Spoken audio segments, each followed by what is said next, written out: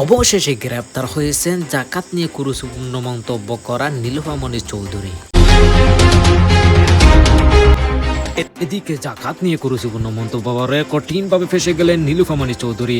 গ্রেপ্তার শেষে তাকে 7 দিনের রিমান্ড দেওয়া হয়েছে আদালত থেকে। আমরা সকলেই আলহামদুলিল্লাহ পড়ি, কারণ অবশেষে ডিবির হাতে আটক হলেন নীলুফার চৌধুরী মনি। বিএনপি নেত্রী নীলুফার চৌধুরী মনি গ্রেপ্তার করা হয়েছে। সাধারণ সহজ সরল নাগরিকদের মধ্যে খুশির বন্যা। ফর্মাল স্টেটমেন্ট দিয়ে জাতিকে জানাবেন এই সুখবরটা। এটা ডেফিনেটলি একটা সুখবর। জাকাতের চাইতে চাঁদাবাজি উত্তম, এই কথা নীলুফার চৌধুরী মনি বলেছেন। চাঁদাবাজি তো বেটার আপনার জাকাতের চেয়ে, ফেতরার চেয়ে, নীলার চেয়ে better। আমি আবারও বলছি, এই মহিলা নাকি মুসলিম, এই মহিলা কি জানে ইসলাম সম্পর্কে? শুনছেন তো? আমি এই ইসলাম বিদ্বেষী এই মহিলাকে আইনের আওতায় আনার আহ্বান জানাচ্ছি। তারেক রহমান সাথে বলছে মদিনার সামনে দেশ চালাইবে, তার কত বড় সাহস এই নীলুফার মনি। সে এরকম একটা কথা বলতে বলতে বহুত এখন জিভটা বড় হয়ে গেছে। হবে যেন নীলুফার মনি বলে ফেলেছে নামাজ রোজার মতোই চাঁদাবাজি ফরজ। এই কথা সে বলে ফেললো বলে এতে কোনো সন্দেহ নাই, এরা যা খুশি তাই বলতে পারে। বিদ্যুতের গতিতে ছুটেই আসতেছে তারেকের দুনিয়া। তারেকের করুণ পরিণতি দেখে ভবিষ্যৎ নেতৃত্বকেও শিক্ষা নিতে হবে। এগুলো সব ধূলিসাৎ হয়ে যাবে, মাজা ভাঙা, কোমর ভাঙা, এগুলোর অস্তিত্ব খুঁজে পাওয়া যাবে না। সেই গণবিস্ফোরণ সৃষ্টি করতে হবে, সেই তুফান সৃষ্টি করতে হবে আপনাদেরকে। পরাধীন মন্ত্রী সিলেটের জামাই জনাব তারেক রহমান 2 নাম্বারই কম করে করেন। বাংলাদেশের মানুষ বুঝে গেছে আপনি একটা আপনি আসলে একটা এইসব বাটপারি কথাবার্তা ছেড়ে দিয়ে বাংলাদেশের মানুষের জন্য কাজ করেন। বাংলাদেশি 2 শিক্ষার্থীকে যুক্তরাষ্ট্রে মেরে ফেলা হয় এবং যেই বিষয়ে কিন্তু এবার দায় স্বীকার করে স্বীকারোক্তি দিয়েছে এবং চাঞ্চল্যকর কিছু তথ্য দিয়েছে সজীব ওয়াজেদ জয়, যেই কারণে এবার যুক্তরাষ্ট্রেই সজীব ওয়াজেদ জয়ের সর্বোচ্চ শাস্তি হতে যাচ্ছে। একটা নিউজে আপনাকে স্বাগতম। বর্তমান রাজনীতি আলোচনার প্রেক্ষাপটে বেশ কয়েকটি গুরুত্বপূর্ণ ভিডিও, বেশ কয়েকজন বিশ্লেষক ও ইউটিউবারের বক্তব্যের সমন্বয়ে আজকের এই ভিডিও সাজিয়েছি। সুপ্রিয় দর্শক, তার কিছু অংশবিশেষ ভিডিওর শুরুতেই দেখেছেন। সেই অংশবিশেষগুলোর বিস্তারিত আলোচনা দেখতে আমরা একটা লাইক দিয়ে সম্পূর্ণ ভিডিওটি দেখে আসি। তার আগে সুপ্রিয় দর্শক, যারা আমাদের চ্যানেলে এখন নতুন, চ্যানেলটি সাবস্ক্রাইব করে আমাদের সাথে থাকুন। যারা ইতিমধ্যে চ্যানেলটি সাবস্ক্রাইব করছেন আপনাদের অসংখ্য ধন্যবাদ। তাহলে চলুন আমরা কথা না বাড়িয়ে বিস্তারিত আলোচনা দেখে আসি। বাংলাদেশের মাটিতে বসে, বাংলাদেশের ভূখণ্ডে, উইদিন বাংলাদেশ বর্ডার, বিএনপি নেত্রী নীলুফার চৌধুরী মনি তিনি বলেছেন টকশোতে, ইন বাংলাদেশ, কলকাতায় বসে কিংবা লন্ডন বসে নয়, কিংবা নিউ ইয়র্কে বসে নয়, বা প্যারিসে বসে নয়, বাংলাদেশের ভূখণ্ডে বসে বলেছেন জাকাতের চাইতে চাঁদাবাজি উত্তম। নীলুফার চৌধুরী মনি বিএনপির সম্ভবত এমপি হচ্ছেন, গেজেট এখনো হয়নি। তা আপনি চিন্তা করেন কত বড় সাহস, জাকাতের চাইতে চাঁদাবাজি উত্তম, টকশোতে এটা বলেছেন। কিন্তু হেফাজত ইসলাম চরমনাই তারা চুপচাপ। আমি দেখছি যে জামাত শিবিরের লোকজন নীলুফার চৌধুরী মনির এই বক্তব্যের বিরোধিতা করছে। তারা কেউ দলিল আদিল্লা উপস্থাপন করছে যে এই কথা বললে তার ইমান থাকে না, এই কথা তিনি বলতে পারেন না। মুসলিম মেজরিটির এই বাংলাদেশে ডাকসু নেতৃবৃন্দ প্রতিবাদ করছেন যে এটা তিনি বলতে পারেন না। কিন্তু চরমনাই, হেফাজত তারা চুপ। কিন্তু বাস্তবে কি জানেন, জাকাতের চাইতে চাঁদাবাজি উত্তম, এই কথা নীলুফার চৌধুরী মনি বলেছেন। হেফাজত যদি আসলে হেফাজত ইসলাম হয়ে থাকতো, কারণ ইসলাম হেফাজত করার দায়িত্ব এখন তাদের কাজ, এবং চরমনাইয়ের তো রাজনীতি নেই, চরমনাই রাজনৈতিক দল হিসেবে অস্তিত্ব সংকটে, কিন্তু ধর্মীয় সংগঠন হিসেবে তো আছে। তারা যদি আসলেই ধর্মের জন্য তাদের কোনো আন্তরিকতা থেকে থাকে, ইমান আকিদা ইসলাম হেফাজতের কোনো কাজ যদি তাদের থেকে থাকে, যদি থাকতো, তাহলে এতক্ষণে এটা নিয়ে হেফাজত চরমনায় তোল পাঁচ সৃষ্টি করত।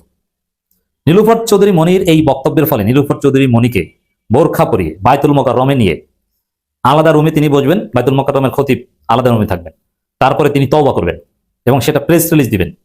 এই ঘটনা ঘটাতে বাধ্য করা উচিত ছিল হেফাজত চরমনাই। আমি একটু বলি কেন জাকাতের চাইতে চাঁদাবাজি উত্তম। কথা যে বলবে, আপনি যে কোনো মুফতি, আলেম বা আকীদা বিশেষজ্ঞের কাছে জিজ্ঞেস করবেন, তার ইমান নাই, শেষ। এখন কোনো ব্যক্তি নিজে যদি ইমান হারা হয়, এটা তার ব্যক্তির ব্যাপার, কিন্তু প্রকাশ্যে কোনো মুসলিম দেশে ইসলামের ফরজ বিধান জাকাতকে এভাবে ছোট করতে পারে না। জাকাতের চাইতে চাঁদাবাজি উত্তম। আপনি যদি আক্ষরিকভাবে কিংবা এর এসেন্স বিশ্লেষণ করেন, যদি ইসলামী শাসন থাকতো, তাজির সুনির্দিষ্টভাবে এই বক্তব্যের শাস্তি কি এটা নাই। তাজির মানে কাজী, বিচারক তার বিবেচনা অনুযায়ী রায় দিবেন। যেমন সৌদি আরবে তাজির আছে, লিখিত বেশিরভাগ আইন নেই, বিচারক পরিস্থিতি বিবেচনায় বিস্তারিত শুনে তারপরে রায় দেন। হ্যাঁ, যে বিষয়ে সরাসরি ইসলামের আইন আছে সে বিষয়ে তো আইন আছে, যে বিষয় নাই সে বিষয়ে কাজী রায় দেন। এটার রায় হয় মৃত্যুদণ্ড। নীলুফার চৌধুরী মনি যে কাজ করেছেন, ইসলামের শরিয়া থাকলে তিনি মৃত্যুদণ্ড যোগ্য কাজ করেছেন, তবে এটা রাষ্ট্র করবে, রাষ্ট্রের দায়িত্ব। ভয়ানক কথা বলেছেন। কিন্তু দেখেন, প্রথম কথা হচ্ছে যে এই কথা চাঁদাবাজিকে জায়েজ করতে বলেছেন, যে চাঁদাবাজি জায়েজ। জাকাত ফেতরা এমন ভাবে তুচ্ছ তাচ্ছিল্য করেছেন, এর মধ্যে অনেকগুলো উপাদান আছে, যে জাকাত ফেতরার চাইতে চাঁদাবাজি উত্তম। প্রথম কথা হচ্ছে যে জাকাত ফেতরা, জাকাত হচ্ছে একটা ফরজ বিধান এবং ইসলামের 5 স্তম্ভের একটা। এটাকে যে অস্বীকার করবে, এটাকে নিজে তুচ্ছ তাচ্ছিল্য করবে। জাকাত না দিলে তার ইমান থাকবে, কিন্তু সে পাপী হবে। কিন্তু জাকাতকে তুচ্ছ তাচ্ছিল্য করলে, জাকাত দেওয়ার পরে যদি কেউ তুচ্ছ তাচ্ছিল্য করে এই বিধানকে, তার ইমান থাকবে না। নীলুফার চৌধুরী মনির বক্তব্যে জাকাতকে তুচ্ছ তাচ্ছিল্য করা হয়েছে। জাকাত ফেতরা, এই যে জাকাত ফেতরা এগুলোর চাইতে চাঁদাবাজি উত্তম, এতে ইমান থাকে না। আর জাকাত ফরজ বিধান, ফেতরা সদাকাতুল ফিতর এটা ওয়াজিব। ফরজ এবং ওয়াজিব নিয়ে যে কটাক্ষ করে তার শাস্তি অত্যন্ত ভয়াবহ ইসলামে। আর এটা কেন এই অ্যানালজি দিয়েছেন, এর কারণ হচ্ছে যে চাঁদাবাজিকে বিভিন্নভাবে বিএনপি জায়েজ করতে চায়। যেমন তারা সমঝোতার ভিত্তিতে চাঁদাবাজি, এই থিওরি দিয়ে চাঁদাবাজির একটা বিরাট অংশকে জায়েজ করেছে, যার ফলে মিডিয়াগুলো এখন আর চাঁদাবাজি রিপোর্ট করে না, কেন ওটা তো সমঝোতার ভিত্তিতে, অতএব ওটাকে চাঁদাবাজি বলা যাবে না। এখন আবার জাকাত ফিতরার চাইতে ভালো বলছে, মানে জামাত জাকাত ফিতরা খায়। আরে জাকাত ফিতরা এটা তো ফরজ, এটা তো ইসলামের একটা বিধানে, তো বিধান অনুযায়ী তো খাওয়া যায়। এখানে যারা ফি সাবিলিল্লাহ কাজ করে তারা নিতে পারে।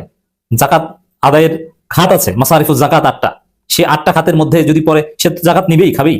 আর যারা জাকাত দিবে তারা তো 8টা খাতেই দিবে। কিন্তু তাই বলে আপনি চাঁদাবাজির সাথে তুলনা করবেন? ঠিক আছে, তিনি ভয়ানক অপরাধ করেছেন, তিনি কোন মাত্রা অপরাধ করেছেন আশা করি দর্শক আপনাদের বোঝাতে পেরেছি। সৃষ্টিকর্তা বাংলাদেশে জন্মগ্রহণ করাইছিল বইলা কত কিছু যে দেখতেছি ভাই, মাঝে মধ্যে ভাবি পৃথিবী যদি একটা রঙ্গমঞ্চ হয়, এটার সদর দপ্তর বাংলাদেশ, এটা আমি বলতে বাধ্য হচ্ছি। কারণ প্রতিনিয়ত বাংলাদেশে যে নাটকগুলো আমরা দেখতেছি, যে নাটক বিএনপি জামায়াত মিলে মঞ্চায়ন করতেছে সংসদের বাইরে, সভা সমাবেশ থেকে শুরু করে প্রত্যেকটা জায়গায় বিএনপি জামায়াতের নাটক দেখতে দেখতে জাতি ক্লান্ত হয়ে গেছে।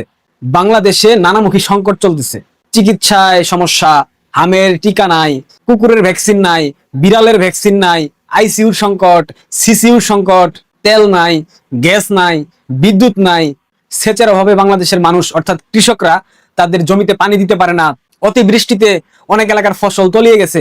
পরাধীন মন্ত্রী সিলেটের জামাই জনাব তারেক রহমান আজকে সিলেট গিয়েছিল, বৃষ্টিতে ভিজে সিলেটে গেছে, মাজারে দেখলাম শ্রদ্ধা জানাইছে, বিভিন্ন ধরনের কথা কইছে দেখলাম, আবার দেখলাম গণমাধ্যমে সংবাদ প্রকাশ হয়েছে 7 করা দিয়ে গরুর মাংস খাইছে। এইসব নিয়ে বাংলাদেশের গণমাধ্যম ব্যস্ত। পৃথিবীতে বাংলাদেশের মতো দালাল গণমাধ্যম অন্য কোথাও নাই। তারেক রহমান অনেক কথা বলেছে, এর মধ্যে যে পয়েন্টটা আমার কথা বলা উচিত, তারেক রহমান বলেছে 2.5 মাসের একটি শিশু হাঁটতে পারে না, হাঁটতে হলে আরো কিছুদিন অপেক্ষা করতে হয়। বর্তমান সরকারের বয়স 2.5 মাসের মতো, এরই মধ্যে আমাদের দেওয়া প্রতিশ্রুতিগুলো বাস্তবায়নের কাজ শুরু করেছি। তো জনাব তারেক রহমান সাহেব কি ধরনের প্রতিশ্রুতি দিয়েছিলেন? I have a plan. What a plan? আমরা দেখতে পাচ্ছি কি করতেছেন আপনি। 2.5 মাসের শিশু হাঁটতে পারে না, অথচ 2.5 মাসের শিশু যে নামি করে ফেলেছে সেটা কি